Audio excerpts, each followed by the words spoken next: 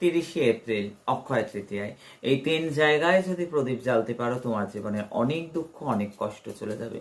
বারবার করে বলবো, তাবিজ মাদুলি বেচে ধর্মের নামে প্রহসন আমি পারি না। কারণ আমি বারবার করে বলেছি, ধর্ম বা আধ্যাত্মিকতা বিক্রি সম্ভব নয়। ধর্ম বা আধ্যাত্মিকতা বিক্রি নয়, কৃপা বেচা যায় না। তাই বারবার বলবো, জলের পাত্রের পাশে রান্নাঘরে যেখানে জলের পাত্র আছে, সেখানে রান্নাঘরেই এটা করতে হবে। কিচেনে দাও, তোমার ভয়ানক পিতৃদোষ কেটে যাবে। অনেক টাকার হোমযজ্ঞ করে কাটাতে হবে না, অনেক টাকার রত্ন পরে কাটাতে হবে না। তুমি প্রদীপটা জেলে দাও অক্ষয় তৃতীয়ার দিন সন্ধ্যেবেলা। মুখ্য দোরগোড়ায় অবশ্যই করে প্রদীপ জেলে দাও, তার মধ্যে 2টো লবঙ্গ দিয়ে দাও। মা লক্ষ্মীর আগমন ঘটবে, নেগেটিভিটি দূরে যাবে। বাড়ির উত্তর দিকে অবশ্যই করে বলবো একটা প্রদীপ জেলে দাও, এবং প্রত্যেকটা প্রদীপ সর্ষের তেলে জ্বালো।